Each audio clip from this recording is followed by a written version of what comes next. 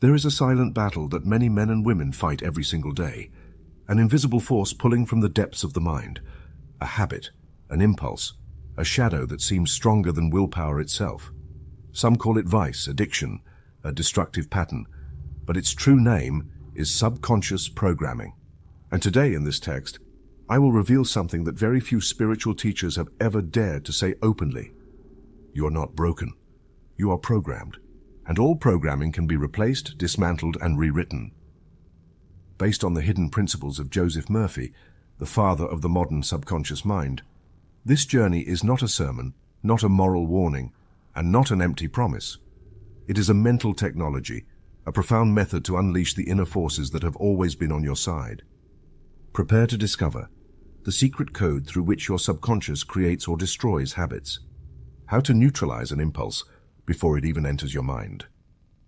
The nighttime reprogramming that erases addictions at their root, the power to substitute a toxic emotion with an ascending force, and the shocking truth, every vice collapses once you change the inner image that sustains it. This text is not just knowledge, it is a tool, a key, a mental liberation. If you've ever felt chained, if you ever believed your mind was your enemy, or if you've longed for a real, practical spiritual path to break free, then listen closely, because today you will not only understand your subconscious, today you will set it free. Welcome to Subconscious Unleashed, the reprogramming that conquers vice. I want you to hear this truth from the very beginning because your freedom begins with understanding. Addiction is not a punishment, not a sin, not an indelible stain on the human soul. Addiction is above all a mental pattern, a deep habit, repeated and reinforced so many times that your subconscious carries it out like an automaton. What today seems like an unbreakable chain may tomorrow be nothing more than a memory, if you understand the law and apply the right principle. It does not matter how long the habit has existed, nor how severe your situation may be, nor how many times you have failed. What the subconscious mind has learned, the subconscious mind can unlearn and transform. You are not a slave to anything or anyone, except to what you hold mentally. For years, I've seen thousands of people, men and women from every path of life, free themselves from habits that once seemed incurable. They did not achieve victory through external miracles, but by applying the scientific principles of the spiritual mind. Doctors had given them no hope. Their families had lost faith. They themselves called their cases hopeless.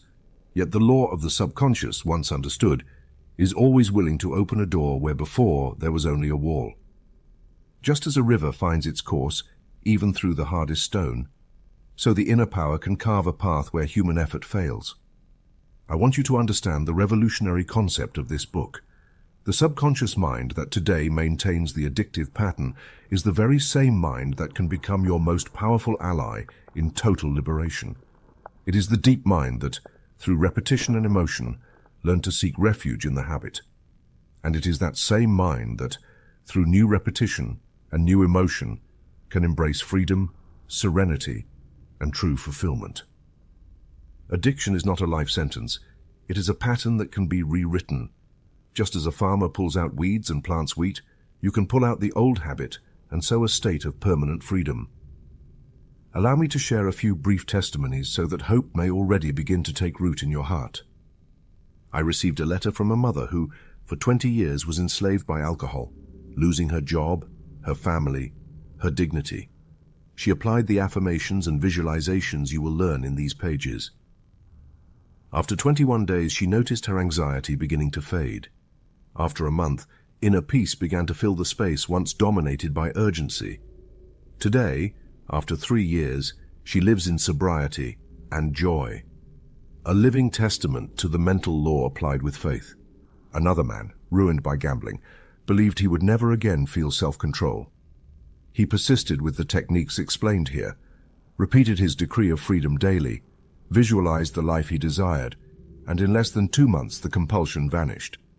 True satisfaction came when I stopped fighting and began imagining myself free, he wrote to me. Stories like these number in the thousands. They are not exceptions, but examples of what any person can achieve when they understand and apply the truth of their inner mind. Perhaps right now you feel trapped, ashamed, exhausted from trying. Perhaps the voice of doubt keeps repeating that nothing will ever work. I want to assure you, with all the authority of experience. There is no addiction, compulsion, or habit that can resist the spiritual law when practiced with faith and consistency. Your subconscious mind is not your enemy. It is your fertile soil. Plant within it a new image, a new idea, a new emotion, and you will see freedom bloom, not as a random miracle, but as the infallible consequence of a universal law. In this book, you will learn step by step how to identify the pattern that sustains your addiction, how to weaken it, and how to replace it with one of mastery, joy, and peace. You will discover simple exercises, powerful decrees, practical visualizations, and real stories that will accompany you at every stage. What others have achieved, you can achieve as well. Always remember, your true nature is freedom. The truth that shall set you free is not an empty promise. It is a spiritual fact waiting for you to accept it and put it into practice.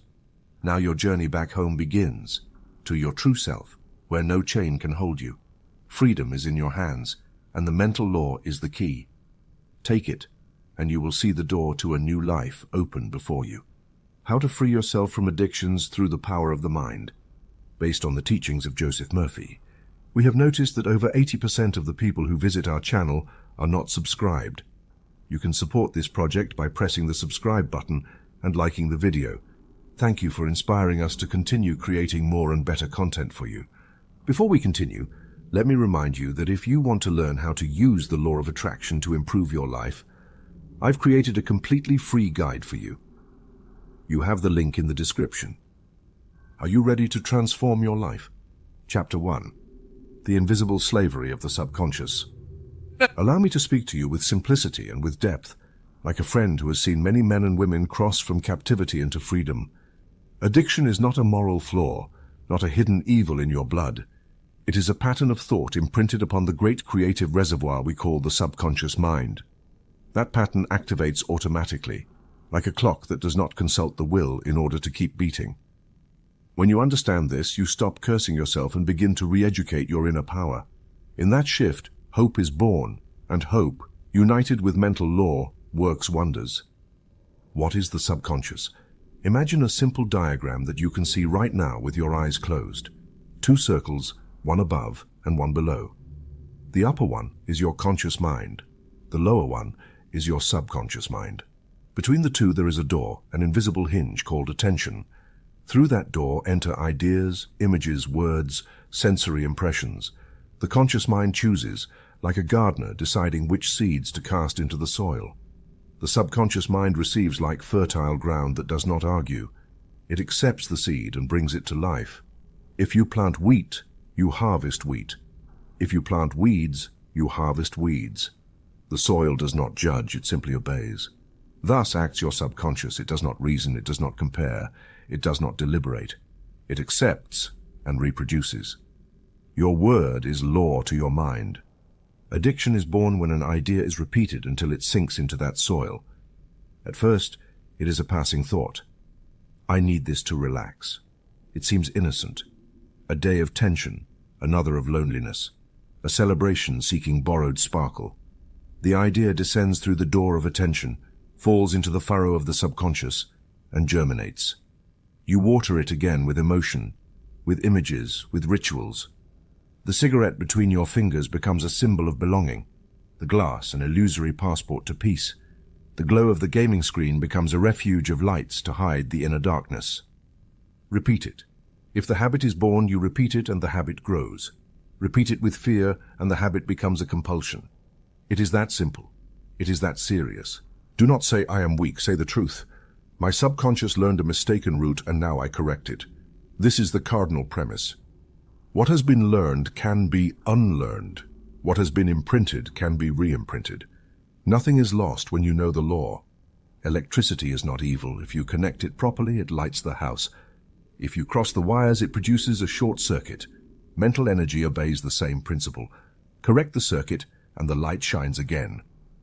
Allow me to tell you the story of Arturo, a brilliant executive who came into my office with tired eyes and the breath of strong liquor.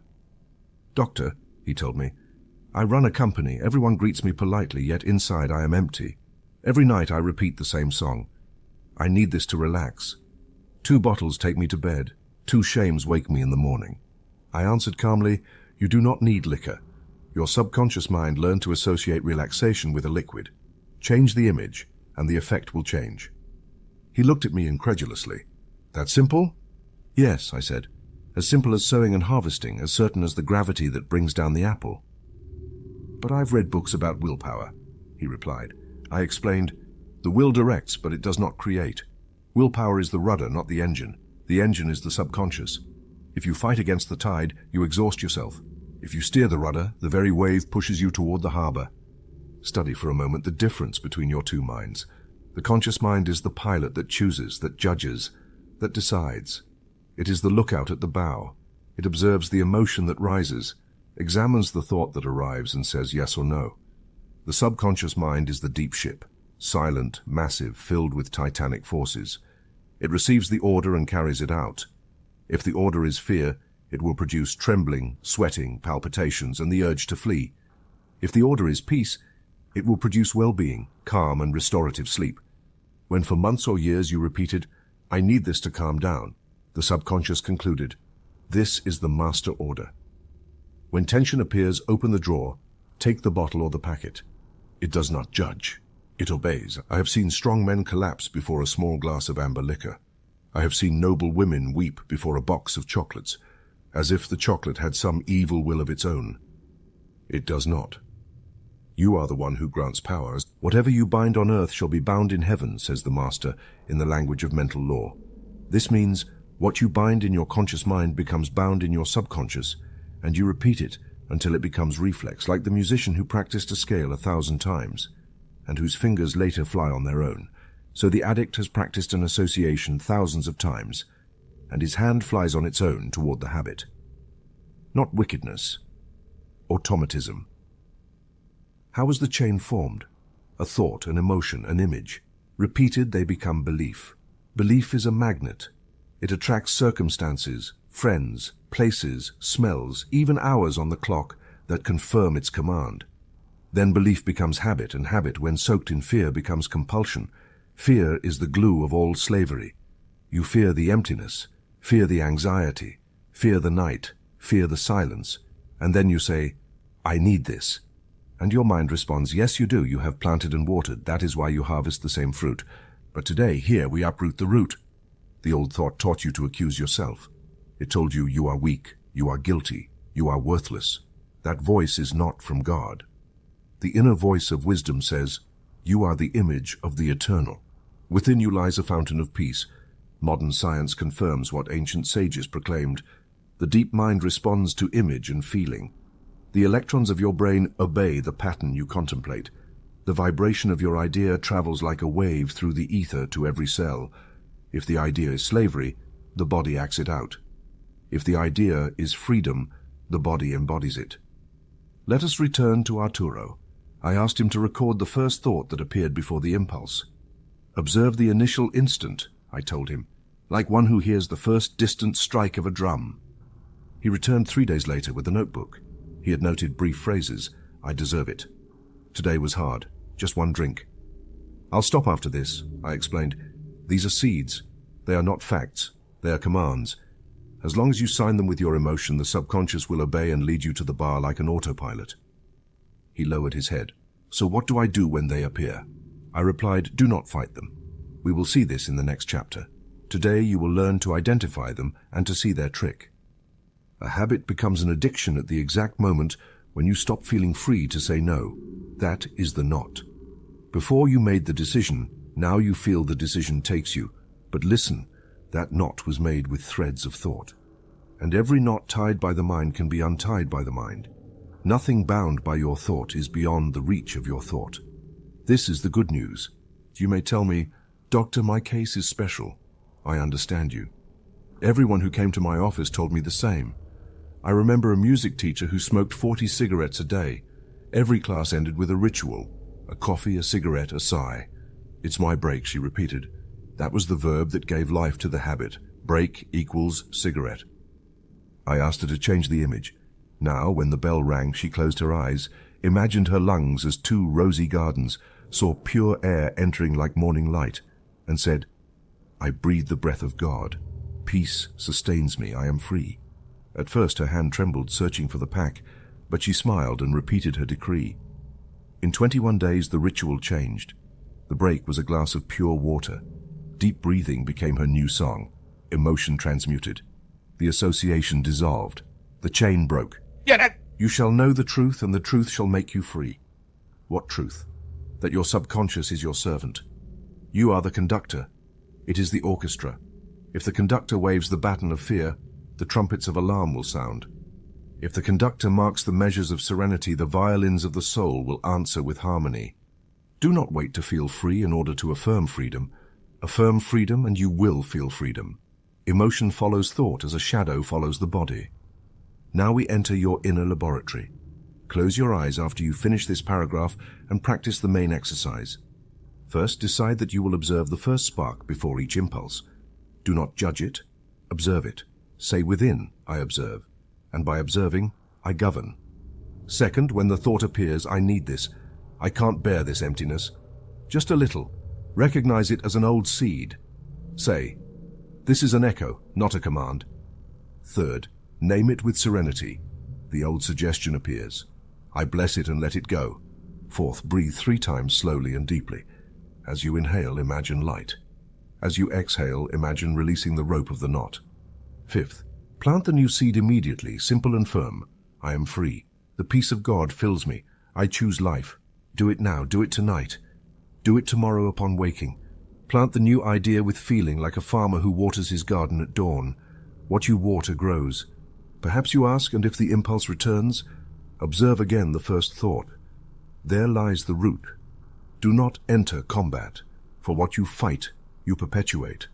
Contemplate it and replace it. You are training the subconscious as one trains a noble horse. It is not tamed with lashes, but guided with a firm hand and a calm voice. Repeat gently, again and again. My deep mind now accepts the pattern of freedom. The old habit dries up and falls away. I move forward in serenity. Repetition is the law of growth. The law does not fail. Arturo obeyed. He wrote down the first thought. He greeted it and released it. He planted his new word. After a week, he spoke of a different night. He passed by the bar and heard the old whisper, "Come in." He smiled and said, "I don't need that. My peace is born within me." He walked 2 more blocks, bought a book, went home, prayed, slept. Not magic, law. He sowed another seed and harvested another fruit. Remember these truths and carry them with you. Addiction is a program, not your identity. The conscious mind chooses, the subconscious executes. A repeated thought becomes a belief, and belief expresses itself as habit. Fear binds, truth frees. What is imprinted can be re-imprinted. Begin today with the exercise of the first thought. Observe, name, release, replace. Repeat with feeling. I am free, I am whole, I am at peace. Do it upon waking and before sleeping, when the door between the 2 minds is ajar and the message enters gently. You will see the old knot loosen, the chain lose strength, and the golden river of life flow again through your veins. May the light of the universal mind visit you tonight. May peace become your habit. May freedom become your custom. May good become your automatic response. Affirm with me right now and let your subconscious engrave it with gentle fire. I am free in God now and forever. My thought is my rudder. I sail safely toward harbors of health, joy, and sovereignty. So it is, and so it remains. Chapter 2. Why Willpower Fails. I want you to see the law as it is, not as it was told to you. Tense will is like pushing a door that actually opens toward you. The harder you push, the more you resist the natural movement. This is what I call the law of reversed effort. What you resist persists because attention is a magnet and emotion is fuel. If you say through clenched teeth, "I will not smoke," your inner screen fills with smoke. Your subconscious does not hear the negative particle. It only receives the vivid image. And what is vivid, it repeats. Therefore, you do not fight the habit. You establish a new pattern that replaces it. This is the key. You redirect energy. You do not block it. Your conscious mind may decide, and your subconscious mind executes. And when will battles imagination, and imagination wins 9 times out of 10. If you command yourself not to drink, yet inwardly imagine the glass, feel the relief of the first sip, and see yourself laughing at the bar, imagination wins. Why? Because the subconscious works through images and sensations. like a silent laboratory, that takes whatever formula you give it and reproduces it precisely. If the formula is struggle, it manufactures tension. If the formula is freedom, it manufactures serenity. "Be it done unto you according to your belief," said Jesus. In mental law, what you accept with feeling you organize into experience. Observe the principle of contrary suggestion. When you impose a rigid command, don't think of cigarettes. The lower mind reacts like a mischievous child. The moment you say, "Don't touch that vase," all its attention goes to the vase. The command, charged with emotion, becomes a center of awareness. Forcefully closing one pathway opens a hole in the wall opposite. Desire intensifies. That is why naked willpower fails. It does not correct the printed pattern, it irritates it. Mental energy flows like electric current. If you tie knots in a live wire, you do not cancel the electricity. You create heat and spark. The right approach is to change the circuit. Allow me to illustrate with the case of Hector, 40 years old, sales manager. He had smoked since he was 15 and he had vowed to quit by willpower at least 50 times. Threw packs into the toilet, made promises, placed bets with friends, taped notes to the fridge. Every attempt ended the same way, more anxiety, more smoke. He arrived exhausted. "Doctor, I have no character." I answered with pastoral calm, "No, you do have character. What you lack is technique." I explained the law of reversed effort and the imaginal nature of the subconscious, and I said, "You are not going to fight the cigarette. You are going to celebrate your freedom as a present fact. Do not command yourself, don't smoke. Command, I breathe clean, I am at peace and feel it." On the first day, we applied what I call the technique of non-resistance. I told him, when the urge arrives, don't push it and don't cover it. Watch it as you would watch a wave form and dissolve. Say gently, "Here is the old wave," and take 3 deep breaths and observe the rise and fall. Don't smoke, don't run, just observe. What you resist remains.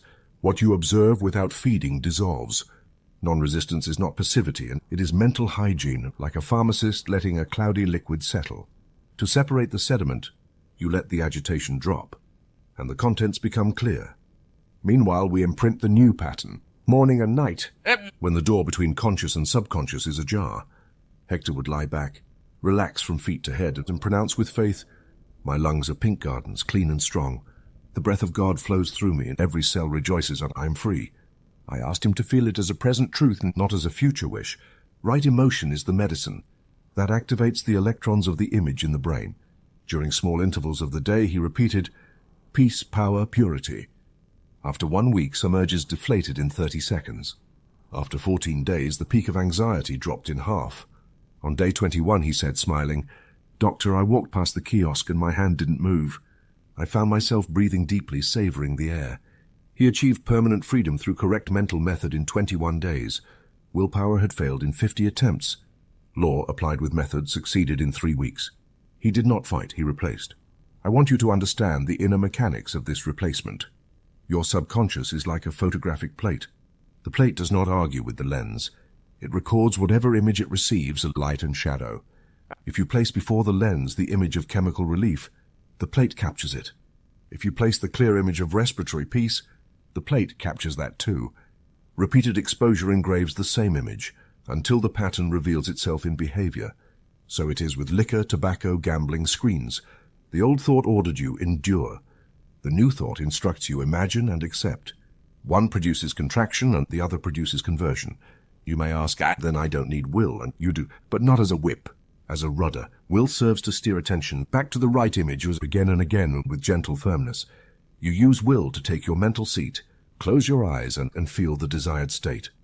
You use will to repeat even when you don't feel like it. This is intelligent discipline, but the creation of a new habit is not the work of will. It is the work of imagination infused with faith. Will opens the door. Imagination furnishes the room. Some tell me, if I don't repress myself, I'll lose control. That fear comes from confusing freedom with license. Non-resistance is not permission to act the impulse. It is permission to feel it pass, like a doctor feeling a pulse, without being carried away by tachycardia. At the first wave, do not run to the old rituals. Say, I see you, I do not need you. Peace sustains me. Breathe, watch the rise and fall. At first it seems eternal, and then you discover it lasts far less than you believed. You are re-educating the nervous system, teaching the body that relief does not come from outside, but from the inner source. Peace I leave you, my peace I give you. In terms of law, peace is an accepted state, not a bottle, not an object, not a screen. Another will ask, and if I fail one day, you are not failing, you are measuring. Each episode observed without acting weakens old synaptic connections, like roots drying for lack of water. Each felt affirmation strengthens the new pathway. Neurophysiology confirms what spiritual science teaches. Unused pathways atrophy. Used pathways grow stronger. Where attention goes, structure grows, and that is why I insist on the sacred schedule. Upon waking and before sleep, devote 3 to 5 minutes to sowing your freedom. And at these thresholds of the day, the deep mind is more receptive, like moist soil. Sow peace, harvest peace. Let me offer a kitchen parable. A pot on the fire boils and overflows, and if you put the lid on and raise the flame, that is what tense will does, and it covers and heats. But when you lower the flame, breathe, lift the lid slightly, observe without judgment, and change the contents, the pot stabilizes. The liquid does not vanish by decree.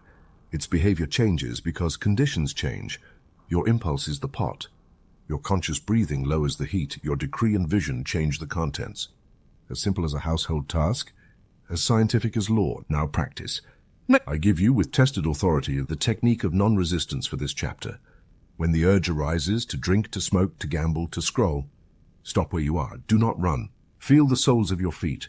Relax your jaw. Say inwardly with kindness, here is the old wave. Bring attention to the breath. Inhale to a count of 4, hold for 2. Exhale to a count of 6, and do 3 cycles. Watch the wave rise and fall as you exhale. Imagine releasing invisible cords tied to your chest. Then install the replacement pattern with serene emotion. My peace is born within me. I breathe freedom and I am complete now. For 10 seconds, visualize your lungs clean, your face calm, and your immediate future without the addictive object, and you smiling with authentic relief. Resume your activity. If the wave returns, repeat the process. Each repetition is a precise dose of mental medicine. Consistency heals. Return now to the principle. Will fails when it confronts imagination. It triumphs when it works with imagination. You direct with gentleness. Your image creates with power. Your subconscious obeys with precision. This is how you change a pattern. Do not call yourself weak. You are strong and disciplined in the essential, returning again and again to inner peace until peace becomes habit. Hector the sales manager is not an isolated miracle. He is testimony to law. 9 out of 10 who practice sincerely for 21 days report a notable decrease in craving and a new sense of mastery. The exception does not invalidate the rule. It only asks for perseverance. I close with an affirmation. I ask you to pronounce now calmly as one who drops a seed into good soil. I do not fight, I replace, and I do not resist, I redirect. The deep mind in me accepts today the pattern of freedom. Whenever the old wave rises, I observe, breathe, and let it pass. The peace of God in me is my relief, my rest, my strength. I am free now. Your word is law to your mind. Stay with the law, and the law will uphold you. Chapter 3, the Law of Substitution. Replace, do not repress, and everything in nature moves by substitution, and nothing is destroyed. Everything transforms. If you remove the air from a glass, another element fills the space. Water, smoke, vapor. The universe abhors a vacuum, and your mind, a microcosm of the universe, obeys the same law. When you try to uproot a thought, an emotion, or a habit without offering a replacement, the deep mind, confused, rushes to fill that void with the familiar, with the old, with whatever previously eased the emptiness. This is why so many who quit an addiction by sheer willpower relapse, not because the weakness is stronger, but because they planted nothing new where the old root was removed. Your subconscious cannot maintain 2 contradictory patterns simultaneously. When one pattern is firmly established with emotion, the other dissolves. Plant freedom and slavery dries up. Plant health and illness fades. Plant joy and pain loses ground. The deep mind is a fertile garden. It does not question whether the seed is wheat or weeds, flowers or thorns. It simply germinates what is given. If the gardener in haste pulls weeds without planting something beautiful, the bare earth will attract seeds from the wind, and soon the unwanted will sprout again. The same occurs with mental habits. It is not enough to say, I will not do this anymore. You must declare, now I choose this instead. Consider this with calm clarity. The impulse that torments you is not the enemy. It is energy without direction. Energy, like electric current, can light a lamp or burn a house depending on how you guide it. The law of substitution teaches you to redirect it. Do not repress, transform. Whenever an addictive urge arises, do not judge yourself. Use that same energy as a signal that the mind seeks new nourishment. The impulse is the sign that the subconscious is receptive. At that moment, pronounce your new word. Do not wait for perfect calm. Use the fire to forge the metal. Let me tell you a story that demonstrated this law miraculously. A middle-aged woman, whom I will call Clara, came to me desperate. She had tried everything to control her compulsive eating. Strict diets, therapies, fasts, promises. Every effort ended in the same circle. Days of abstinence, followed by nights of binging and tears. I feel something inside me is controlling me, she said. I replied, nothing external controls you. It is a repeated idea. Do not fight the old idea. Replace it. I asked her to visualize 3 times a day the image of herself. Healthy, light, serene, wearing the clothes she had always dreamed of. Walking with confident steps, breathing deeply, laughing freely. Speaking with calmness. My mind and body are in perfect harmony. I love life and nourish myself only with what gives me strength. I am free. I explained that the subconscious does not distinguish between external reality and vividly felt image. For it, what you imagine with emotion is a present fact. Plant the image of health with joy, and the mind will produce the means to make it real. During the first days, the old suggestion returned, I need to eat something to calm myself. No! She followed the instructions, breathed, smiled, and said, I do not need to calm down. I'm already at peace. Instead of opening the refrigerator, she opened her heart to the new image. In 3 weeks, the habit began to weaken. Anxiety decreased, and in 2 months she had lost weight effortlessly without struggle.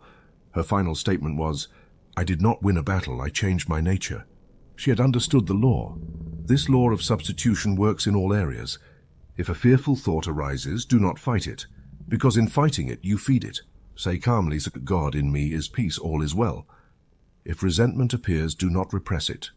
Replace it with understanding. I release everyone and I release myself. If a feeling of emptiness arises, do not fill it with things.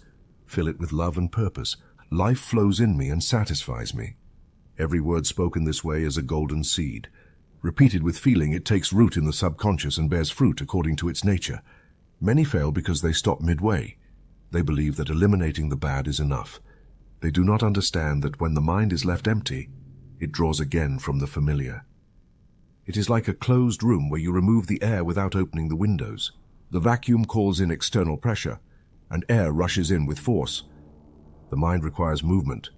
If you do not guide it, it fills itself with the oldest patterns. This is why the secret is to substitute, not suppress. When you say, I no longer want this vice, you are looking backward. When you affirm, I choose my freedom, you are looking forward.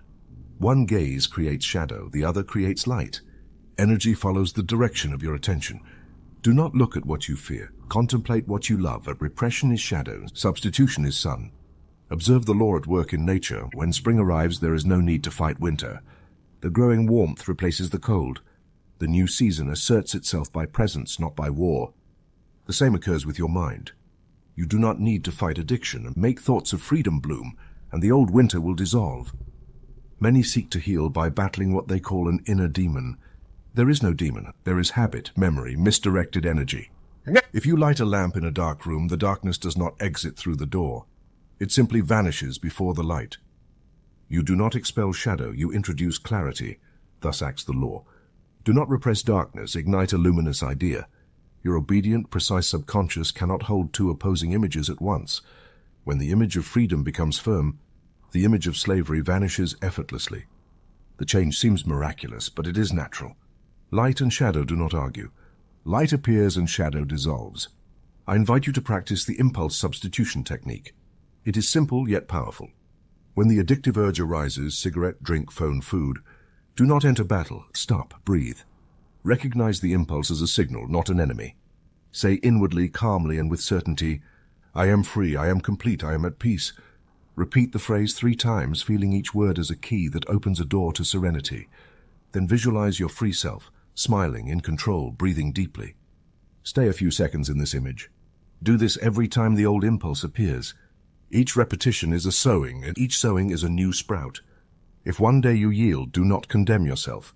Simply resume the process. Nature allows for rains and droughts, but spring always returns. Consistency prevails. Remember this.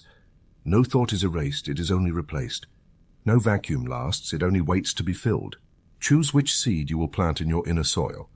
When the old image appears, smile and say, I already have a better image. This is how you educate the subconscious, which, like a child, learns by repetition and example. In a few weeks, you will notice the urge losing strength and the new state becoming natural. A woman once said to me, "I have spent my whole life fighting what I do not want." I answered, "Start today to fall in love with what you do want. That is the entire alchemy. Fall in love with health, purity, serenity, freedom. Speak of them, think of them, imagine them, feel them. Make them your daily mental nourishment. And you will see how, without struggle or punishment, old habits drift away like dry leaves carried by the wind." Close this chapter with the affirmation that summarizes the law. The power of my mind is in what I hold today. I hold freedom, fullness, and peace. My subconscious accepts only images of good. Whenever the old habit appears, I bless it and replace it with the truth of my being. I am free, I am complete, I am at peace. Repeat this upon waking, before sleeping, and whenever you feel the echo of the past. It is the conscious sowing of your new harvest. The mind cannot tolerate emptiness. Give it the fullness of good, and the good will remain with you. Chapter 4. The Total Freedom Treatment. We now arrive at the highest point of this teaching, the spiritual treatment that definitively establishes the pattern of total freedom in your subconscious mind. You've understood that addiction is neither sin nor weakness, but a mental programming sustained by repetition and emotion. Well, any programming can be replaced by another. Here you will learn to do so with science, order, and living faith. Remember, the subconscious is fertile soil. Everything you plant in it with emotion, belief, and consistency germinates and manifests. But the wise sower knows the right hours of the day. There are 2 moments when the deep mind is most receptive: upon awakening and just before sleep. Upon waking, the subconscious emerges from rest and receives the first impressions as instructions for the day. Before sleep, the door between conscious and subconscious opens again, and the last images and ideas enter as guests that stay all night working. That is why the ancients said, "At bedtime, place peace in your heart. What you deposit at that moment will transform into visible realities." The total freedom treatment works on this principle. It is not a plea. It is an instruction directed to the deep mind. It does not call upon distant power. It awakens the inner power. What we declare with full conviction is imprinted in the subconscious like a mold, and the subconscious, faithful to universal law, reproduces that mold in experience. Let us see why it works. Your subconscious does not argue, reason, or analyze. It accepts images or words accompanied by emotion. If you say, "I am free," with doubt, it does not penetrate. If you say it with the feeling of reality, even if at first you see no proof, the pattern begins to form. Cells, glands, nervous impulses, your entire organism responds to the new dominant idea. Modern medical science has shown that the brain forms new connections when an affirmation is repeated with faith and visualization. Thus, mental law coincides with biological law. What you repeat is structured. What you feel is imprinted. Let me tell you about Ernesto, a man who had reached his limit. He had been drinking since age 17. By 50, his liver was destroyed. Doctors told him there was no hope. One desperate night, a friend spoke to him of mental law and brought him to me.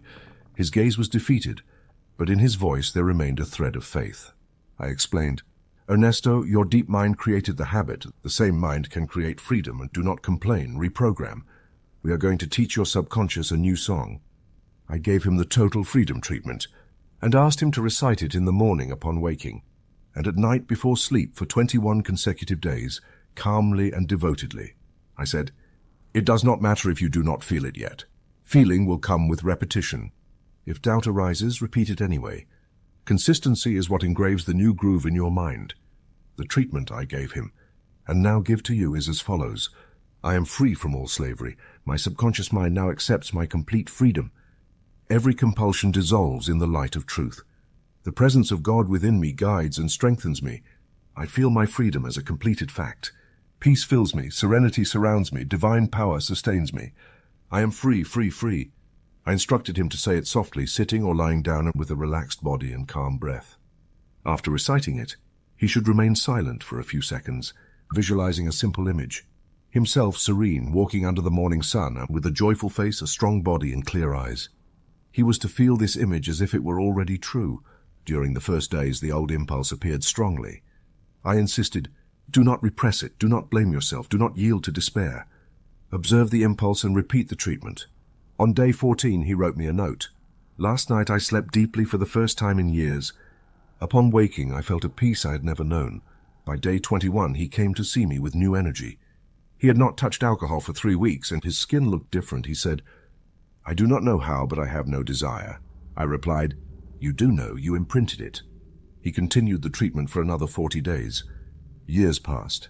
Ernesto never drank again. The treatment is not magic, and it is the precise application of a mental and spiritual law.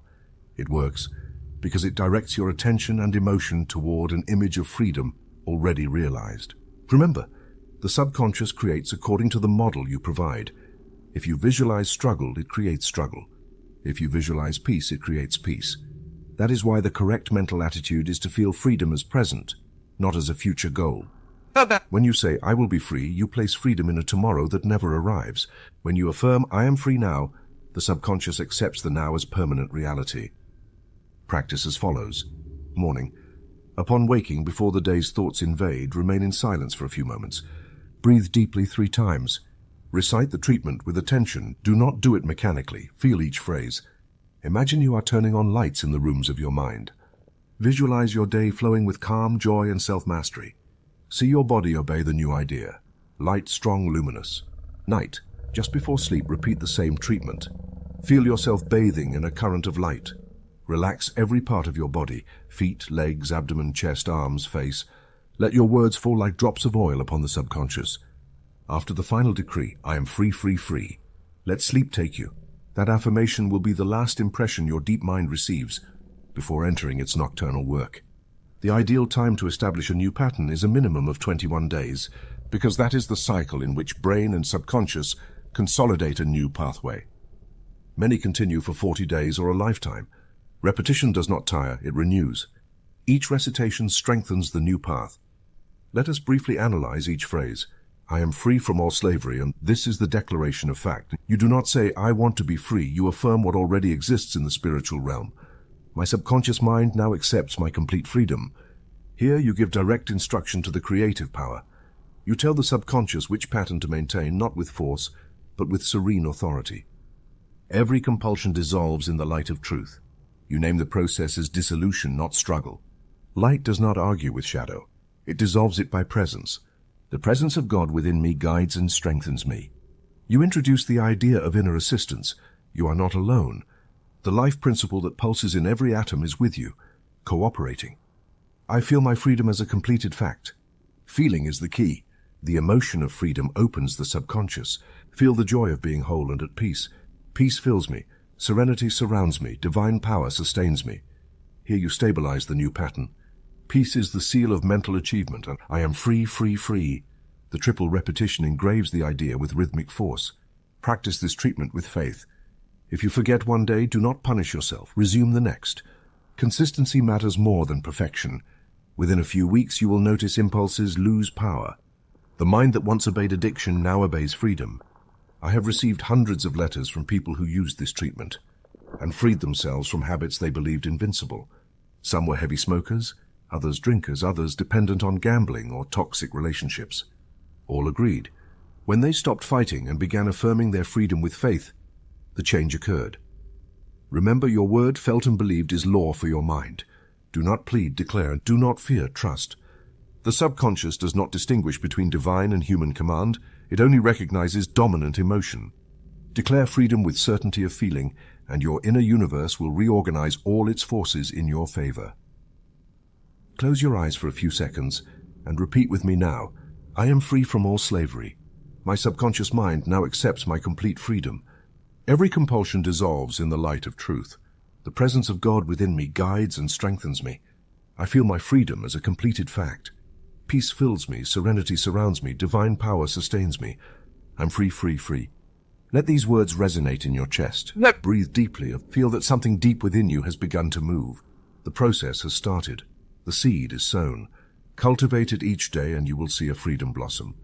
That will not depend on willpower but on understanding. True strength does not come from fighting shadows, but from lighting the light that dissolves all darkness. Chapter 5. The Visualization of the Liberated Self. In this chapter, I open the door to the great creative workshop of your destiny, disciplined imagination. If you have followed each previous step, you already know that your subconscious mind does not distinguish between real experience and vividly imagined experience. The subconscious is like a silent projector. It takes the image you provide, illuminates it with your emotion, and transforms it into lived experience. Just as an actor fully embodies a role, moving the audience to tears, so your deep mind embodies the dominant image you cultivate each day. If you want to free yourself from any habit, you must first see yourself as free with absolute clarity and genuine emotion, until that vision becomes more real to you than any memory of failure. I have witnessed men and women transform years of compulsion in just 30 days of consistent visualization. This is not a miracle in the ordinary sense, but the result of mental law applied with precision. Why does visualization work? Because the subconscious responds to images charged with feeling. A repeated, felt image becomes a directive. The subconscious accepts it as reality and mobilizes your nervous system, habits, and external circumstances to conform to this new truth. This explains why destructive habits take root in life. The mind accepts an image of weakness, emptiness, or anxiety as real, and the body acts accordingly. But just as you sow the old pattern, you can sow the new. There is no limit to transformation once you understand this truth. The technique is simple, but it demands sincerity and discipline. The 3 elements of effective visualization. 1. Clarity of the image. It is not enough to say, "I want to be free." You must see yourself as completely free, living naturally, serenely, and fully satisfied. Close your eyes and observe yourself on your mental screen. Notice the details: your calm face, your relaxed body, your surroundings filled with light and joy. What are you doing in that image? Who is with you? What activities bring you delight? The more precise and sensory the vision, the more quickly the deep mind will accept it as a new directive. 2. Emotion of gold. Do not visualize as a distant observer, but as the protagonist. Feel the joy, peace, and deep satisfaction of living free from the old compulsion. Imagine the lightness in your chest, the freshness of your breath, the clarity of your mind. If emotion does not appear at first, do not worry. Repeat the image and add inspiring details. Recall pleasurable sensations from the past and link them to your new life. Soon, your mind will begin to associate pleasure and freedom as a single state. 3. Disciplined repetition. The subconscious learns through consistency. An isolated thought evaporates. A repeated image becomes root and fruit. Set aside 10 minutes at waking or before sleep, when the subconscious is most open. If you practice twice a day, the process accelerates. Find a quiet place. Sit or lie comfortably.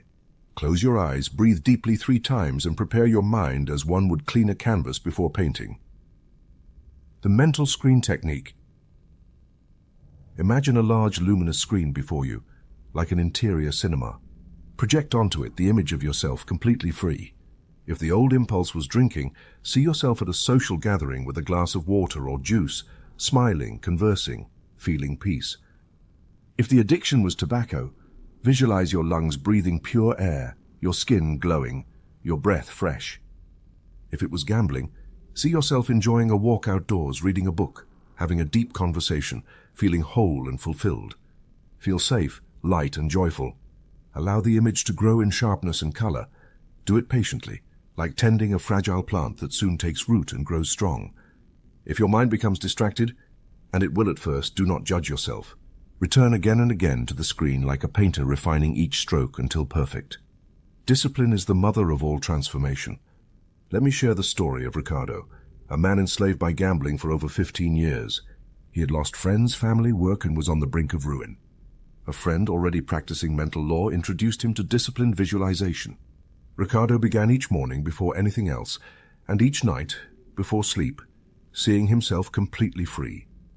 He imagined leaving the house with a steady step, greeting his wife joyfully, enjoying a peaceful meal, passing by a casino without interest or anxiety, as one passes a river without feeling the need to jump in.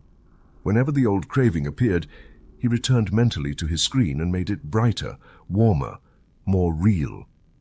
For 30 days, he devoted 15 minutes daily to this practice. At first, the mind dragged him to old images, the sound of machines, the clamor, the false euphoria. He did not fight these visions. He simply replaced them with the image of the liberated self. By the end of the month, he noticed the compulsion had weakened considerably. On day 45, he wrote to me, "It has been 2 weeks without gambling temptation. I do not feel emptiness. I feel peace. The old pattern had dissolved. The new one had taken root. I did not fight. I replaced. I did not repress. I created a better reality in my mind and my body obeyed." Common errors to avoid. Practicing mechanically without emotion. Law responds to feeling, not boredom. If tired, visualize 2 or 3 minutes, but do it with your whole heart, changing the image daily. Maintain the primary vision until you feel it has become flesh and blood, doubting the process because you see no immediate results. Nature requires cycles. A seed does not bear fruit overnight. Faithful repetition guarantees success. The 10-minute freedom visualization exercise. Find a quiet place. Sit comfortably. Close your eyes. Breathe deeply 3 times. Visualize the mental screen. Project yourself living a perfect day in freedom. Feel how you move lightly. Enjoy the company of loved ones and reflect peace and joy on your face. Visualize your hands free, your mouth clean, your breath full, your heart grateful. Add sounds, colors, scents, everything that makes the image vivid. If doubt or old compulsions arise, observe them without fear and gently return to the vision of your liberated self. Remain in this scene for 10 minutes, letting the emotion of achievement fill your entire being.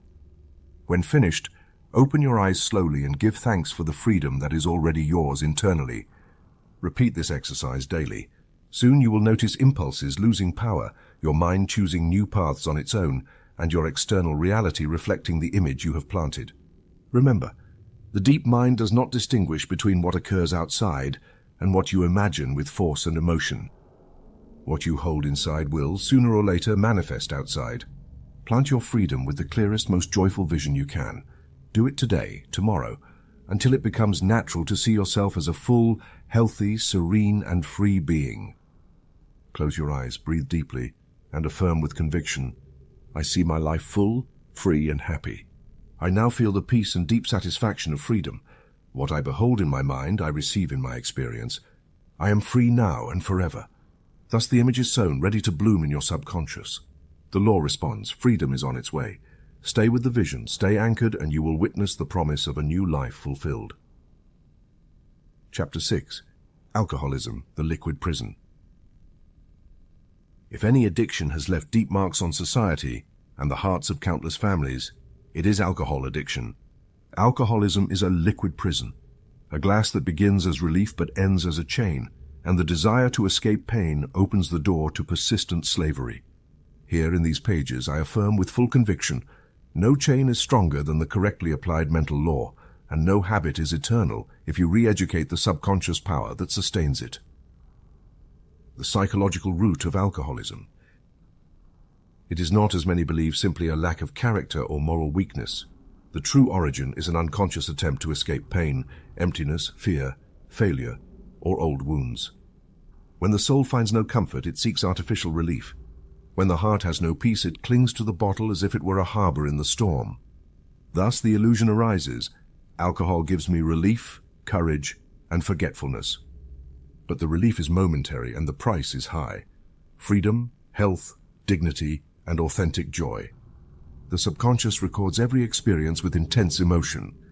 If in a moment of suffering you find apparent relief in alcohol, that image becomes deeply engraved.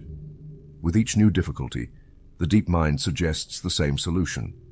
Soon the path becomes a highway, and the habit becomes a reflex. It is not enough to blame the past or fight with willpower alone.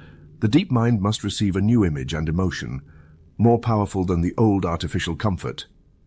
In addition to emotional pain, there is another hidden factor: subconscious beliefs of inadequacy, of unworthiness, of being damaged or incomplete. Alcohol then becomes a disguise, a social mask, an attempt to fill what only the recognition of self-worth can satisfy. Some, even without major tragedies, inherit addictive patterns from parents or grandparents. The subconscious, like fertile soil, absorbs family beliefs, myths of strong men who drink, or the idea that liquor is essential for celebration and social life. Remember always, what the subconscious learned can be transformed by conscious thought. What your subconscious absorbed, your awareness can re-educate. The first step: understanding, not fighting.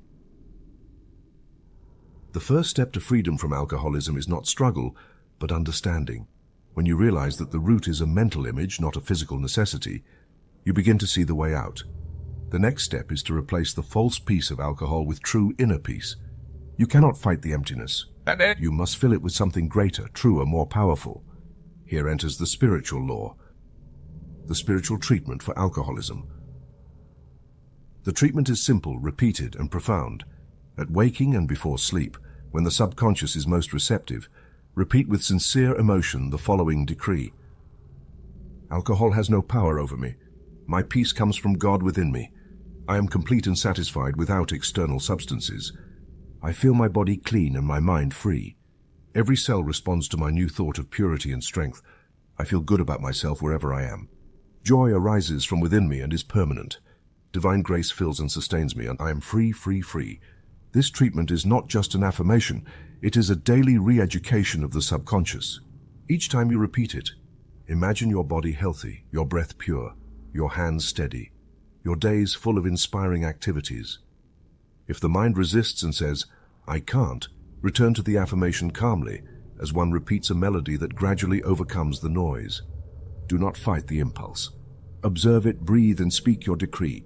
If possible, recite it in front of a mirror, looking into your own eyes.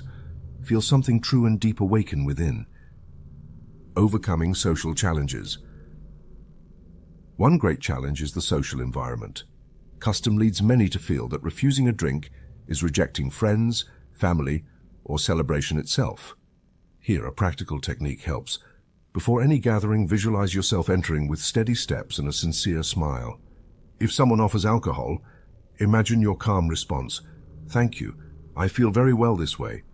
Notice how most people respect your confidence. Practice this mentally each day, and when the moment comes, you will act naturally and confidently. The rehearsed mind overcomes the doubt of the moment. A case study, Raoul. Raoul drank 2 bottles daily for 15 years. He had lost family, work, and hope. Doctors and loved ones declared him a lost case. When he came to me, his voice trembled, and so did his hands. I taught him the specific treatment presented here, and asked for 40 consecutive days of unwavering practice. At first, temptation was overwhelming. Whenever desire arose, he paused, closed his eyes, and repeated with strength, "Alcohol has no power over me. My peace comes from God within me. I am complete and satisfied without external substances."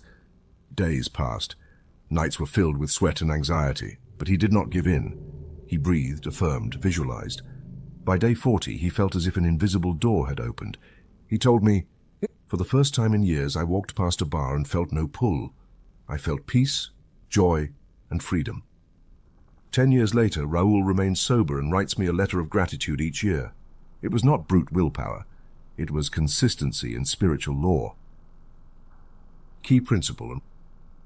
Remember, the compulsion for alcohol is not overcome by fighting, but by occupying the mental space previously filled by drink with presence, peace, love, and inner satisfaction. You cannot empty the sea with your hands, but you can open a channel to redirect its waters usefully. Open the channel of your mind to the higher power within. Let the decree be your shield and your key. Use it in the morning, at night, before social situations, and whenever the old impulse appears. Do not fear relapse. Each day of practice is a day of victory. The habit dries up from lack of mental nourishment, and freedom grows with every seed of truth you plant. Closing affirmation. Alcohol has no power over me. My peace comes from God within me. I am complete and satisfied without external substances. Today I choose life, joy, and freedom, and I am free now and forever. This is your word.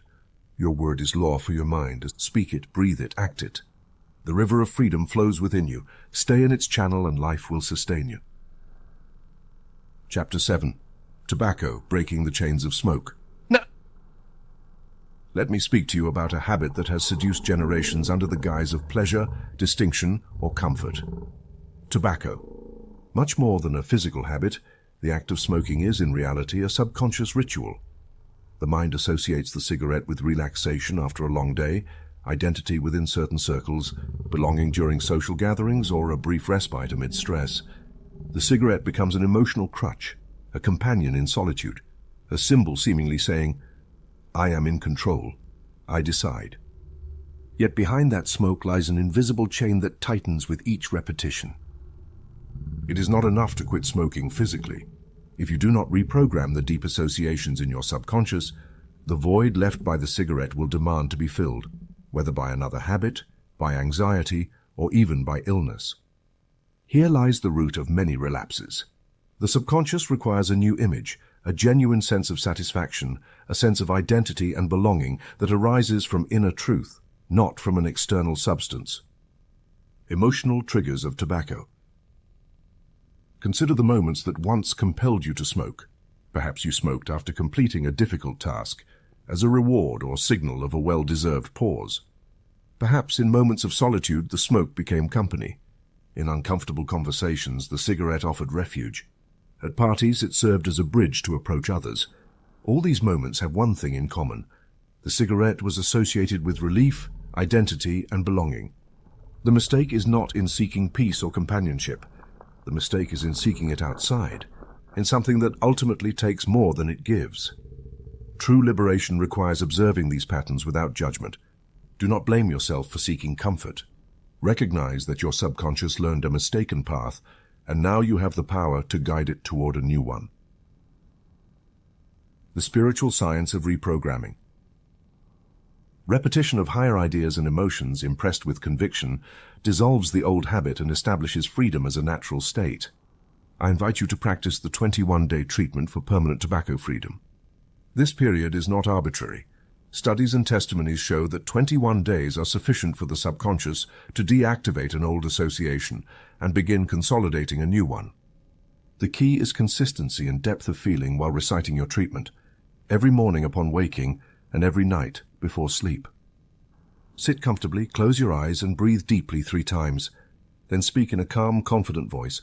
My lungs are pure and free. I breathe the breath of life from God. I need no external crutches. I am free. I am complete. I am at peace. I feel life renewing every cell of my body. Healing power flows through my veins. Nature celebrates my perfect health. I see and feel myself as a free, healthy, and happy person. Remain in silence for a minute, visualizing clean lungs, fresh skin, pure breath, and an open smile. Imagine yourself in places where you once smoked, now feeling the joy of breathing deeply, being fully present, and engaging with others from truth and inner security. Whenever the old urge to smoke arises, after a meal, during a break at work, or in a social situation, repeat your decree internally. I breathe the breath of life from God, and I am free, and accompany this with 3 slow, deep breaths, filling your chest with oxygen and your mind with calm. Case study, Amalia. Amalia smoked 2 packs a day for 30 years. She had tried every remedy and therapy, always relapsing, and each relapse brought more guilt and less hope. When she came to me, I asked her not to fight the cigarette anymore, not to see herself as the enemy of herself. I gave her the freedom treatment and the deep breathing technique as a healthy substitute. In the first days, whenever the urge arose, she would stop, sit, and breathe deeply, saying, I breathe the breath of life from God. I am free. She visualized her lungs as pink, clean gardens, vibrant with health. She imagined herself at social gatherings, smiling confidently, holding a glass of water, enjoying conversation without needing to smoke. She did not repress the desire, she simply observed it pass and filled the void with her new image and affirmation. 3 weeks later, the anxiety that had once been a storm was now a gentle breeze. At the end of the 21 days, Amalia noticed she no longer thought of cigarettes upon waking, after meals, or in conversation. The compulsion had dissolved without struggle or painful abstinence. In the following months and years, she never relapsed. Whenever she shared her testimony, she said, It was not brute force, it was the power of a felt and repeated idea. Deep breathing technique. When the urge to smoke arises, your body and mind expect the relief of the ritual. Instead of lighting a cigarette, sit. Relax your shoulders and breathe slowly. Inhale counting to 4, hold for 2 seconds. Exhale counting to 6, repeat 3 times. As you breathe, repeat your affirmation of freedom. Feel the pleasure of the moment, the inner peace, the growing strength within. You are re-educating your nervous system. You are teaching your mind and body that relaxation and peace come from within, not from any external object. A common mistake is believing that you must first quit smoking to feel free afterward. Do it the opposite way. Plant in your mind the certainty that you are already free, and the habit will fall away like a dry leaf at the end of autumn. Feel now the joy, health, and serenity you desire. Repeat your decree. Visualize your freedom and give thanks as if it were already a realized fact. Main exercise. When you feel the desire to smoke, say aloud or internally, "My lungs are pure and free, and I breathe the breath of life from God. I need no external crutches. I am free." Do this every time for 21 days. Observe how the urge loses power, how peace occupies the place of the old habit, and how your health flourishes effortlessly. Remember, the subconscious obeys the dominant image and emotion. Plant freedom, and you will harvest freedom. Just like Amalia, you too can walk through the old scenes of your habit, feeling light, healthy, and whole. Let freedom become a habit. Let health return to your natural state, and let life confirm each day that you are complete, without crutches, whole, without smoke, happy from the inside out. Breathe deeply and celebrate your victory. Chapter 8. Hidden Addictions, Food, Gambling, and Other Compulsions. I want you to look beyond the obvious addictions. It is not only alcohol or tobacco that chain the human being. There are subtle forms of slavery that, though socially accepted or even celebrated, wear down the mind and steal peace. I refer to compulsive eating, pathological gambling, impulsive shopping, dependence on technology, obsessive jealousy, and the relentless pursuit of approval. All of these are branches of the same tree, the search for fulfillment outside, when in truth it can only be found within. Many ask, why can't I stop eating too much, and why do I feel empty if I don't gamble?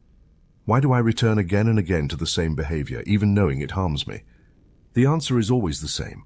A spiritual void, an internal disconnection that the subconscious attempts to fill with external substitutes. Overeating, gambling, reckless spending, and compulsive behaviors are, at their core, silent cries of the soul seeking meaning, contact, purpose, and love. The mechanism of hidden addictions. The mental process is identical across all addictions. It begins with a feeling of emptiness, anxiety, or dissatisfaction. A thought arises. If I eat this, gamble there, or buy that, I will be happy. I will be at peace. I will feel complete. The image repeats. The ritual becomes habit, and the subconscious records the cycle as the fastest path to relief. But that relief is brief and superficial. Soon the emptiness returns, often deeper, accompanied by guilt or remorse. The mind repeats the cycle, seeking fulfillment, unaware that the solution is never in the object, but in the inner source. Case study, Marta. Marta turned to food for years whenever she felt lonely or afraid. A cake replaced a caress. A pizza filled the gap of a hug. She believed the hunger was physical, but it was her heart that hungered. Her body craved spiritual nourishment, yet her mind only knew the language of sugar and salt. Strict diets, exercise and fasting brought no lasting success. And only when she understood that the origin of her hunger was internal did she begin to heal. She practiced this decree every morning and night. I am complete in God. No external substance completes me. I am already whole. She visualized herself loved, accompanied, strong, and at peace. Within a month, the cravings diminished. She learned to distinguish between body hunger and soul thirst. The emptiness was filled by a new sense of inner worth and belonging. Case study, Carlos. Carlos lost his fortune, family, and dignity gambling in casinos. The thrill of risk was his daily medicine. The game, his escape from boredom and self-criticism. He kept starting over despite promises not to. In my guidance, he discovered he was not seeking luck at random. He was seeking the feeling of being alive, of having power, of challenging fate. I asked him to replace the image of gambling with that of a full and creative life, rich in real achievements. Whenever the urge to gamble arose, he would close his eyes, breathe deeply, and affirm, I am complete in God, and my life is full of meaning. I find excitement and courage within myself.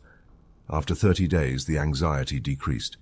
He discovered he could enjoy the thrill of creating, serving, and learning, rather than losing to chance.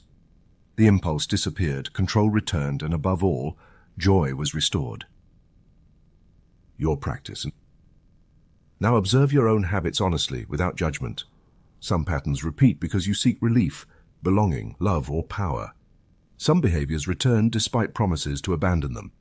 Disguise them no longer as needs. The first step toward healing is awareness. I recognize that I seek outside what is already within me. The second step is substitution. I decide to fill my mind and heart with the certainty that I am already whole, already loved, already sufficient. No object, food, gamble, screen, or external approval can give you what God, life, or the source has already placed within.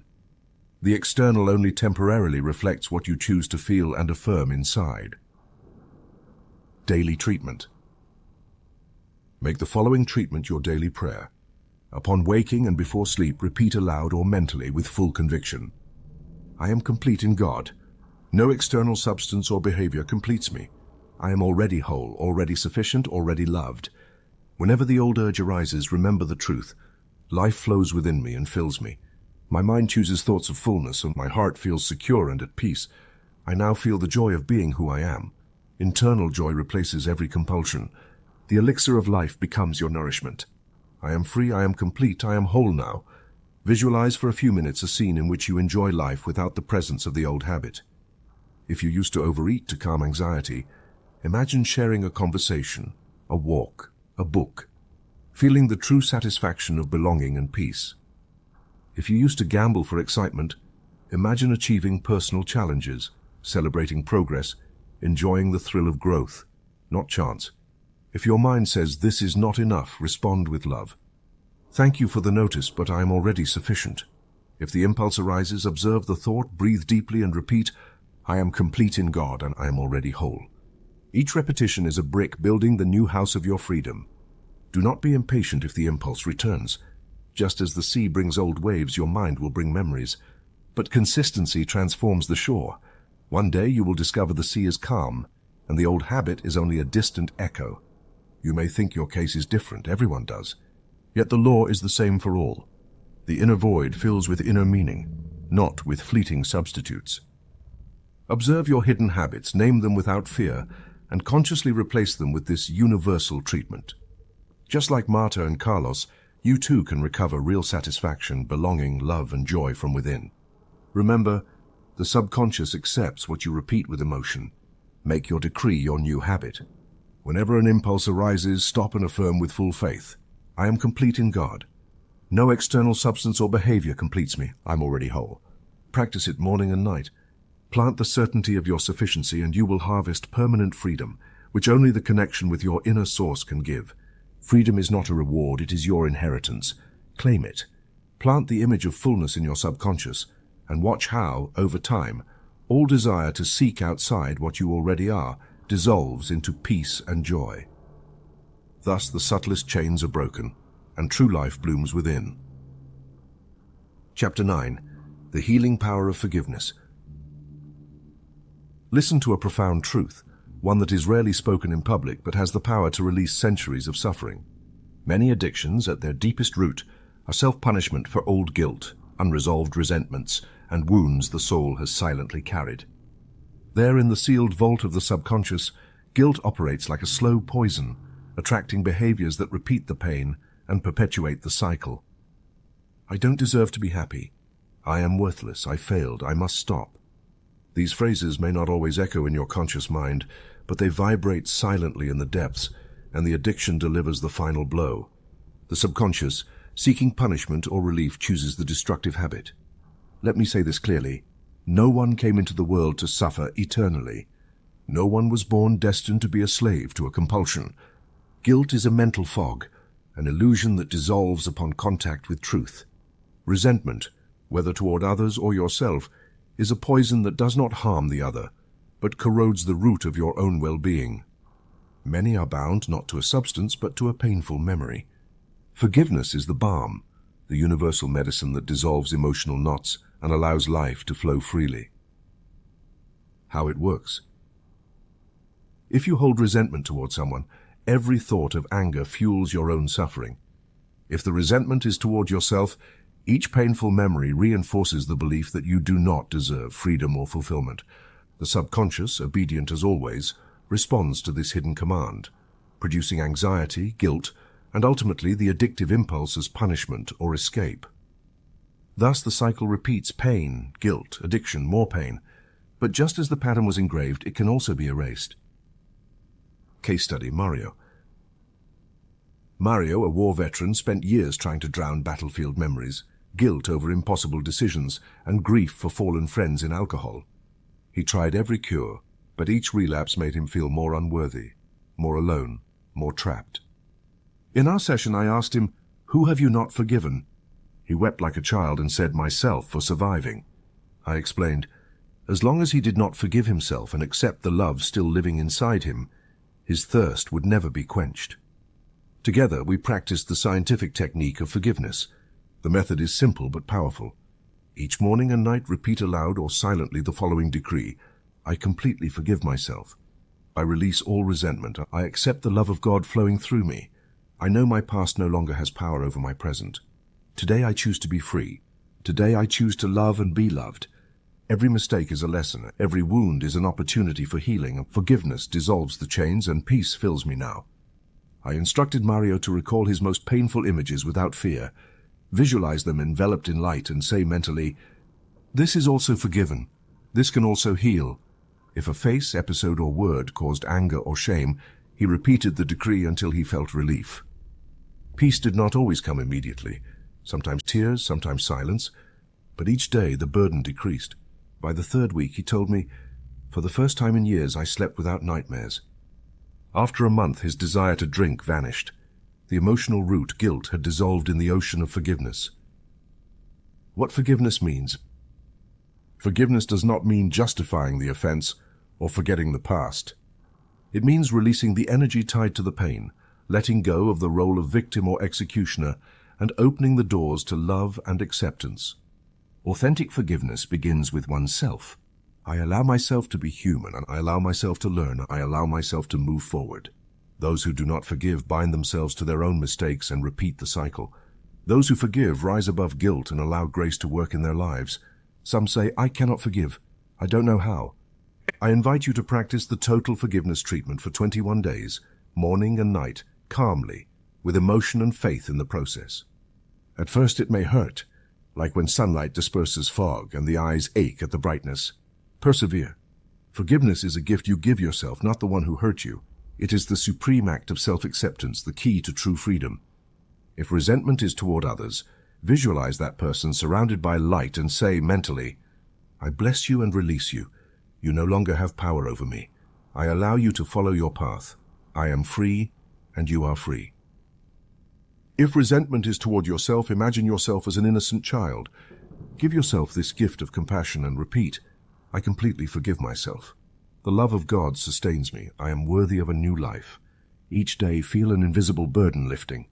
The subconscious, receiving the command of forgiveness and self-acceptance, dissolves the emotional roots of the destructive habit. You will discover that anxiety, guilt, and compulsion lose their power. Where you once sought solace externally, you will now feel relief in the very center of your being. Exercise. Find a quiet place and sit comfortably. Close your eyes, breathe deeply 3 times, and repeat with devotion. I completely forgive myself. I release all resentment. I accept the love of God flowing through me. I know the past no longer binds me. Today I choose peace, and today I choose freedom. Do this every morning, every night, and whenever old resentment arises. Let the words wash over you like a river of relief and compassion. If tears come, let them flow. Each repetition is a step toward liberation. Remember, the healing power of forgiveness is not just an idea. It is a real energy that transforms your mind, body, and destiny. By forgiving and allowing yourself to be forgiven, you open the door to true healing. Forgiveness is the secret medicine that erases guilt and gives birth to freedom. Make it your habit, your refuge, your path, and you will see the cycle of addiction break forever, not by punishment or force, but by the love you have finally allowed yourself to receive. Peace awaits you. Accept the gift and let forgiveness heal your life from the root. Chapter 10. Handling relapses without destroying yourself. On the path to liberation, there may be stumbles. Do not ignore this fact. An occasional relapse is not a sentence to eternal slavery, nor is it an irremediable failure. It is, in reality, one of the most common stages in any profound process of change. Many, after a slip, fall into the trap of guilt and self-punishment, feeding the very cycle they wish to break. I tell you today, with the authority of one who has witnessed the mental law at work in thousands of lives, A relapse only has the power you decide to give it with your thought and reaction. Freedom is a path, not a leap, and what matters most is what you choose to do after the stumble. The greatest mistake is confusing a fall with total failure. Imagine a child learning to walk who trips and falls. Do we shout, "You failed"? No. We encourage them to get up, to try again, to celebrate every step. Your deep mind is like that child. The repetition of new patterns does not immediately erase the old ones. The subconscious, while reprogramming, may sometimes return to familiar routes under pressure, fatigue, or stress. When this happens, what matters is not the stumble, but your response afterward. Destructive guilt is the greatest obstacle after a relapse. If you give in to the inner dialogue of self-accusation, "I'll never change. I'm not good enough. I've lost all progress," you plant the seed of defeat in the subconscious, and the old habit reclaims its throne. By contrast, if you respond with compassion, wisdom, and prompt action, you turn the incident into a stepping stone toward ultimate freedom. Post-relapse protocol. When you notice you have given in to an old compulsion, follow these steps. Stop self-critical thoughts immediately. Do not allow guilt to coil like a snake in your mind. Say internally, "This is not the end. It is only an incident."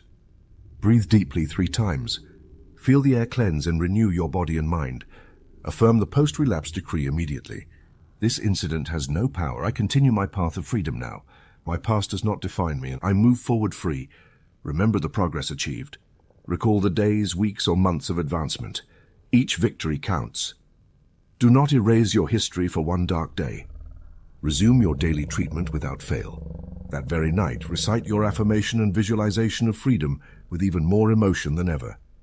Do the same the following morning. Consistency heals the stumble, and many believe a relapse is a sign of weakness or fate. It is not. It is proof that the subconscious is releasing an old pattern, and sometimes, by inertia, returns to what is familiar. But each conscious return to the treatment strengthens the new path and weakens the old one. The key is not stopping, not breaking the chain of new images and decrees. Case study: Julian. Julian struggled with alcohol for 20 years. He achieved months of sobriety through the spiritual treatment, but relapsed 3 times. Each time, guilt threatened to drag him into the abyss.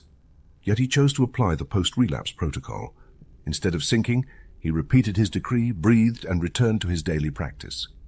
With each fall, his attitude became more compassionate and determined. By the 4th time, something changed. The old impulse lost its power, and peace occupied the center of his mind. Since then, he has gone 20 years without a single relapse, and his life is a testament to resilience and self-love. "My greatest achievement," he said, "was learning not to punish myself for mistakes. The difference between a relapse and permanent failure lies in your thought about the stumble. If your thought is, 'I can't,' the mind obeys and perpetuates the chain. If the thought is, 'This does not define me, I move forward,' the mind forgets the incident and continues weaving the pattern of freedom." Technique to recover momentum. After a relapse, dedicate the next 3 days to intensifying your treatment. Repeat your decree of freedom 3 times a day. Do your 10-minute visualization morning and night.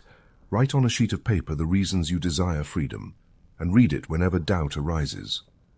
Make these days a sort of mental retreat, where all your focus is on the image and emotion of your liberated self. Be patient with yourself. Just as a gardener does not abandon the garden after one night of storm, do not abandon your planting because of a difficult day. The mental law responds to perseverance, not perfection. Your success lies in returning again and again to your inner truth. "I am free. This incident has no power. My past does not define me. I move forward free." This is the medicine of resilience. Over time, relapses become less frequent and less intense until they disappear completely. Always remember, freedom is not a single event. It is a daily practice. Every lesson in favor of your well-being counts, even after stumbles. Do not call yourself a failure. Call yourself a learner. Do not see yourself as broken. See yourself in progress. The sun rises every day, even if the night was long. Closing exercise. As soon as a relapse occurs, say aloud or internally, "This incident has no power. I continue my path of freedom now. My past does not define me. I move forward free." Repeat as many times as necessary. Breathe, rise, and keep walking. Each day is a new opportunity. Each fall is just a pause on the journey, never the end of the road. Your destiny is freedom, and as long as you keep your gaze on that goal, the law will support you, love will heal you, and victory will be certain. Keep moving forward. Life awaits you with open arms. Chapter 11. The Invisible Support, Scientific Prayer and Spiritual Groups. No one achieves freedom in solitude. The experience of thousands of men and women around the world confirms that the support of other human beings, united in faith and purpose, multiplies the power of every healing process. There is a mysterious and precise force unleashed when two or more people gather in scientific prayer, each holding the image of freedom, health, and wholeness for themselves and for others. This invisible, silent energy has transformed lives where willpower and reason alone seemed powerless. Scientific prayer is not an empty ritual, nor a plea to some distant power. It is the union of minds and hearts in the certainty that freedom is already possible and real. When you pray for another, you are not begging for mercy. You affirm with conviction that the divine essence within them, that spark which can never be corrupted, now rises to the surface and takes command. And when an entire group holds the same image, the collective energy creates a channel of transformation, as real as electricity flowing through a network. Ancient wisdom already taught this.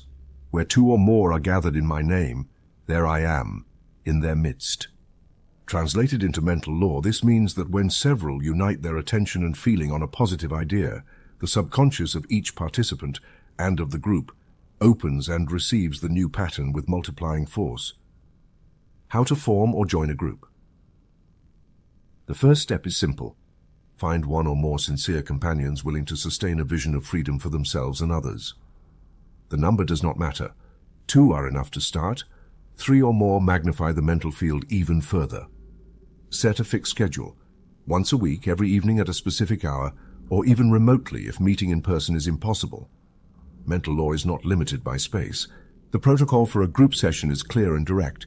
Begin with a few minutes of silence and deep breathing to calm the mind and tune into the feeling of peace.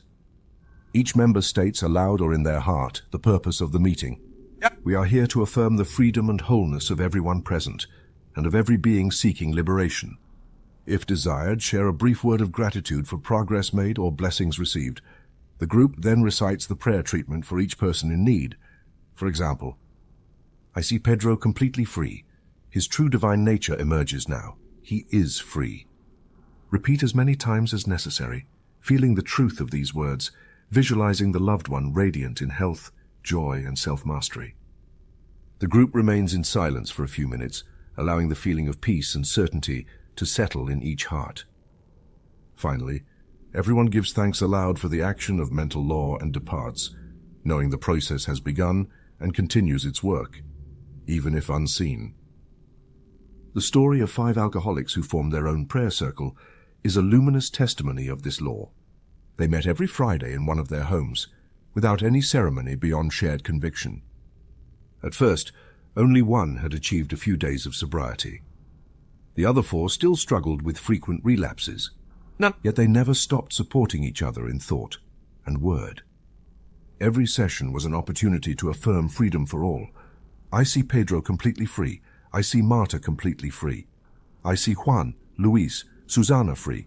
Divine grace sustains them. Months passed. One by one, each member achieved permanent freedom. 10 years later, they still meet to help others. This is not magic. It is mental science in action. Do not underestimate the power of group scientific prayer. Just as a braided rope resists more than a single thread, your faith, combined with the faith of others, becomes invincible. And if you cannot form a physical group, join mentally the vast network of people around the world holding the image of a free, healthy, joyful humanity. The law responds the same. A daily practice exercise. Whenever you wish to help a loved one, say with feeling and conviction, I see name completely free. Their true divine nature emerges now. They are free. Do this for 1 minute, visualizing the person surrounded by light, smiling, calm, living their life in self-mastery and wholeness. Feel joy for their freedom as if it were already a completed reality. If possible, do this with others. If not, do it alone, knowing that the good you wish for another returns, multiplied to you. Remember, in spiritual law, what you affirm for another, you affirm for yourself. Every thought of freedom sent to someone else opens the door of your own mind to freedom. Each session of collective prayer is a sowing of light in the invisible field of humanity, and the harvest is always abundant. Close your eyes now. Think of someone you wish to see free and gently affirm, I see name completely free. Their true divine nature emerges now. They are free. Allow peace to flood you and trust. The union of hearts in prayer is the master key to all liberation. Use this power, share it, and multiply the light. Your freedom and the freedom of others advances. Chapter 12. Permanent Freedom. Maintaining your new life. We arrive at the threshold of a powerful and simple truth. The freedom you now experience is not the result of luck, nor the fruit of a single great effort. It is the constant manifestation of a new mental lifestyle. To free oneself from an addiction is an inner birth, but true victory lies in remaining free, consolidating that state every day and letting it expand into every area of life. Permanent liberation is not a one-time event. It is a daily sowing, a garden that requires watering, light, and loving vigilance. The human mind, like fertile soil, can allow old seeds to grow again if left unattended. This is why the secret to maintaining long-term freedom is constant practice, small rituals that turn goodness into habit and habit into second nature. Morning meditation. Begin each day with a morning meditation. Before the thoughts of the world visit, close your eyes and spend a few minutes connecting with your inner source. Sit or lie in silence. Breathe deeply. Declare within, I remain free in God. My freedom deepens each day. I am eternally free. Visualize the light of freedom filling your entire being, flowing through every cell, every corner of your mind. If fear or thoughts of relapse arise, observe them without judgment and repeat firmly, that belongs to the past. Today I choose freedom. Vigilance of thoughts. The next step is to watch your thoughts. Do not allow old beliefs to return and take root. Whenever you notice a negative thought, a doubt, or an echo of the old pattern, gently stop it and replace it with your decree of freedom. Consistency in this act is the fence protecting your new garden. Remember, what you care for grows. Vigilance is not living in fear, it is living in awareness. It is guarding the gate of your mind and letting through only what you wish to flourish. Daily gratitude. Gratitude is the spiritual fertilizer that nourishes your freedom. Give thanks every day for the liberation you have achieved. Celebrate every small victory, every night of peace, every morning of clarity. Make gratitude a habitual reflex. Upon waking, walking, eating, or lying down, the subconscious, nourished by gratitude, deepens the pattern of well-being and extends it to new areas of life. 90-day maintenance program. I recommend a 90-day maintenance program. For 3 months, commit to your morning meditation, thought vigilance, and daily gratitude without exception. Keep it simple and gentle. If you forget one day, resume the next. This consistency consolidates freedom as an integral part of your being. By the end of this cycle, you will notice that your new life is not effort, but natural joy. Warning signs. Pay attention to warning signals. The mind is like a compass. When the old pattern attempts to return, it gives subtle signals, a nostalgic thought, an excuse, a sense of emptiness. Do not fear these signs. Use them as reminders to strengthen your practice. At each warning, repeat your decree, visualize your freedom, and give thanks for the alert. This way, old roots find no soil in which to grow. The story of Samuel. Let me share the story of Samuel, a man enslaved by various addictions for 20 years. He found freedom by applying these principles and practiced them devotedly during the first months. As the years passed, temptation became ever more distant until it disappeared completely. 3 decades later, Samuel lives in fullness. He enjoys his family, his work, his passions. Every morning, without exception, he begins his day with his decree of perpetual freedom. When asked about the secret of his success, he replies, I never stop giving thanks. I never stop caring for my mind. I live each day as one guards a treasure. This is how freedom becomes a full life. Daily practice exercise. Do this every morning, every night, and whenever you feel the need. I remain free in God. My freedom deepens each day. I am eternally free. Visualize your life expanding, your peace growing, your relationships healing, your energy renewing.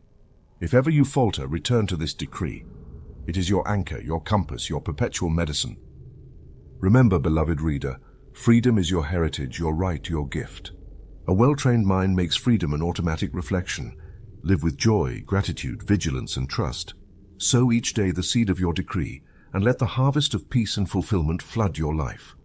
A new life begins each day. Remain faithful to the law, faithful to your practice, faithful to the truth of your being. Then freedom will not be a memory or a dream. It will be the daily music of your soul. You are eternally free. Keep the flame alive. Victory is yours today and always.